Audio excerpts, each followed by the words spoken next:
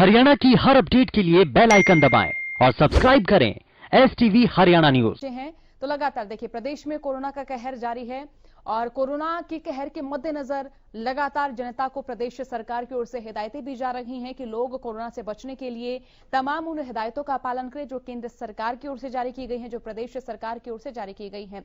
आगे बढ़ लेते हैं हरियाणा की आवाज हमारे कार्यक्रम की ओर, क्योंकि देखिए लगातार इस कार्यक्रम में हम जनता से जुड़ा मुद्दा उठाते हैं, जनता से जुड़े मुद्दों से हम राय भी लेते हैं। स्वच्छ भारत अभियान प्रदेश सरकार की ओर से जब शुरू किया गया तो लोगों में इसकी जागरूकता भी थी, लोग इस अभियान के मद्देनजर जागरूक भी नजर आए, लेकिन कई जगह ऐसी तस्वीरें सामने आई हैं जहां लगातार गंदगी पसरी हुई नजर आई। गुरुग्राम शहर की तस्वीरें हैं। गुरुग्राम शहर के बीचों बीच मौजूद कूड़े घर ने लोगों को जीना मुहाल कर दिया है। इसी के साथ कूड़े का उठान करने वाली चाइनीज कंपनी की कार्यशैली पर भी प्रश्न खड़े हो रहे हैं। आपको बता दें कि यह कूड़ा घर है जिस पर संज्ञान लेते हुए पॉल्यूशन विभाग ने 25 लाख का जुर्माना ठोका था और जुर्माना सीएम मनोहर लाल ने खुद मौके का मुआयना कर कंपनी के खिलाफ किया। इसी के साथ कूड़ा घर को तुरंत व्यवस्थित करने के आदेश भी जारी किए थे, लेकिन जस की तस ये स्थिति बनी हुई है।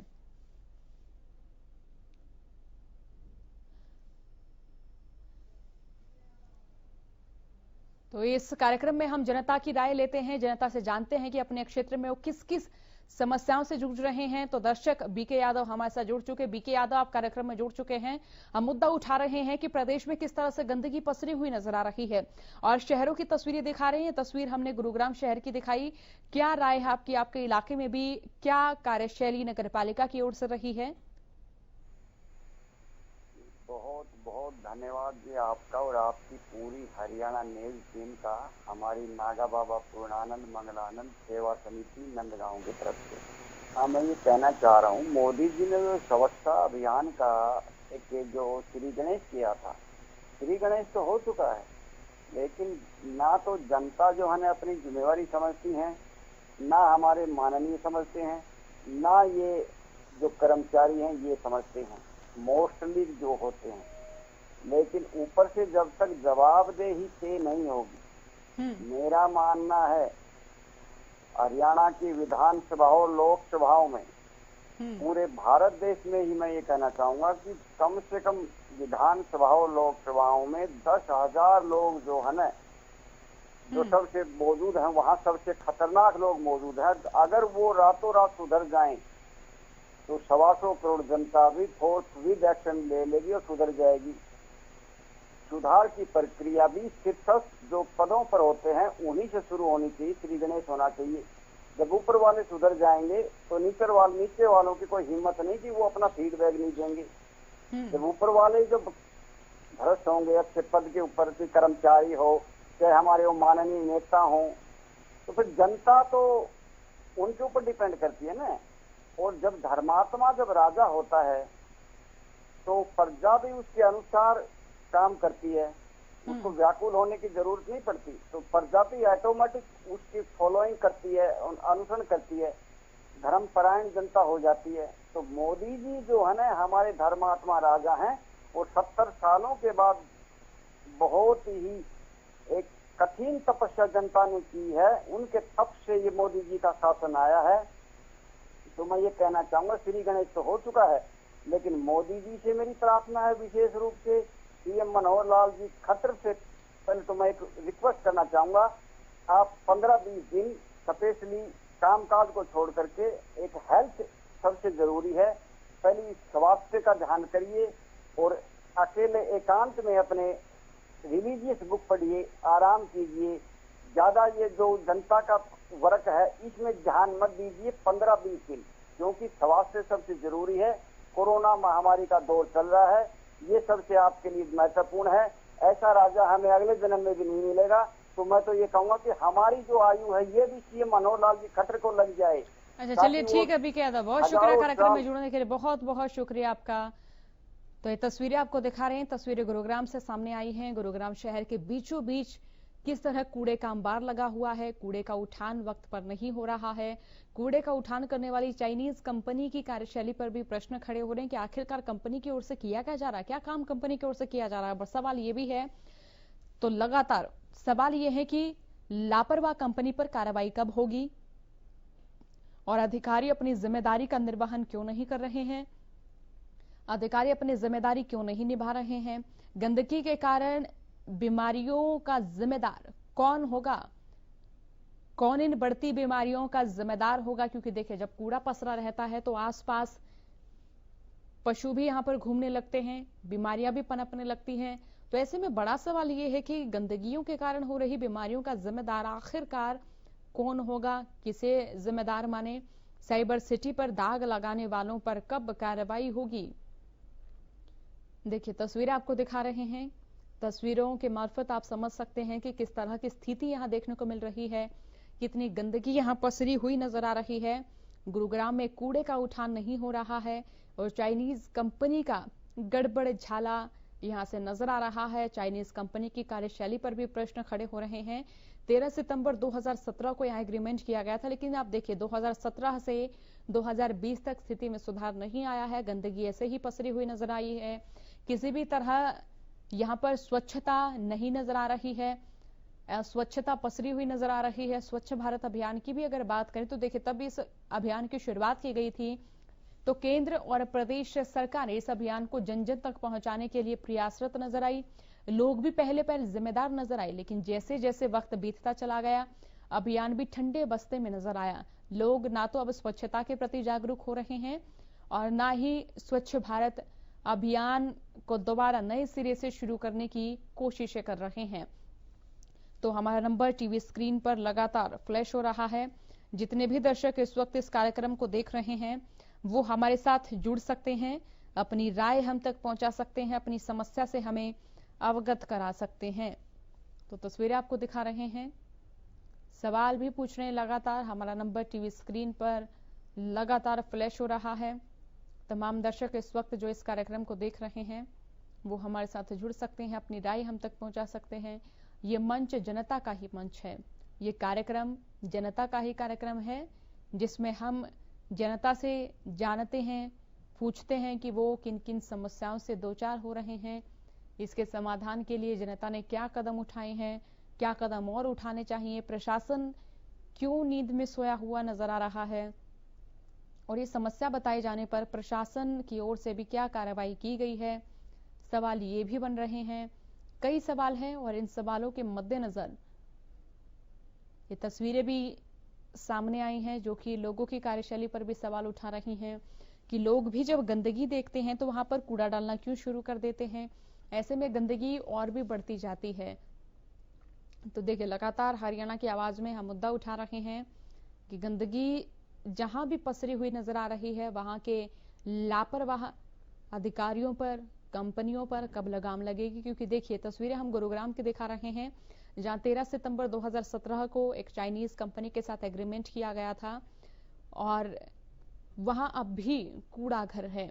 आपको ये भी जानकारी दे दें कि कूड़ा घर ये वो है जहां पॉल्यूशन विभाग ने 25 लाख का जुर्माना ठोका था और सीएम मनोहर लाल ने खुद मौके का मुआयना किया था और फिर कंपनी के खिलाफ जुर्माना किया था। तो आप अंदाजा लगा सकते हैं कि मुख्यमंत्री जहां का दौरा कर रहे हैं वहां इस तरह से गंदगी पसरी हुई नजर आई कि वहां पर 25 लाख का जुर्माना ठोकना पड़ा।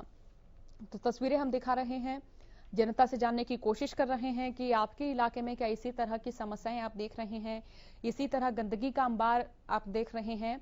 सवाल लगातार पूछ रहे हैं, जनता से जानने की कोशिश कर रहे हैं कि कहां कहां गंदगी आपके इलाके में किस तरह की समस्याएं वो देख रहे हैं। गंदगी की तस्वीरें हम आपको दिखा रहे हैं और क्या ऐसी ही तस्वीरें आप अपने इलाके में भी देख रहे हैं। बड़ा सवाल ये है, सवाल ये भी है कि क्या नगर निगम के अधिकारी जिम्मेदार नजर आते हैं।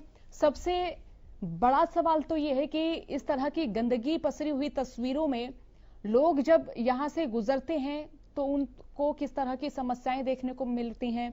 साइबर सिटी पर दाग लगाने वालों पर कब कार्रवाई होगी, क्योंकि लगातार ये जो तस्वीरें हम आपको दिखा रहे हैं साइबर सिटी गुरुग्राम की दिखा रहे हैं जहां लगातार गंदगी पसरी हुई नजर आ रही है।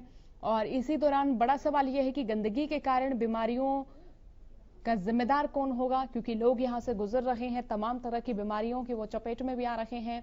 तो ऐसे में स्वच्छ भारत अभियान की अगर हम बात करें तो देखिए, स्वच्छ भारत अभियान कहां नजर आ रहा है और खास तौर पर अगर हम बड़े शहरों की बात करें तो इन बड़े शहरों से ऐसी तस्वीरें सामने आई हैं जो कि नगर निगम की कार्यशैली पर भी प्रश्न उठा रही हैं, जो कि लगातार जो सफाई कंपनियां हैं उन पर भी सवाल उठा रहे हैं, क्योंकि देखिए चाइनीज कंपनी को यहां ठेका दिया गया था और ये एग्रीमेंट 13 सितंबर 2017 को हुआ था। लेकिन देखिए 3 साल हो गए, अभी तक यहां की स्थिति सुधरी नहीं है, तस्वीर सुधरी नहीं है।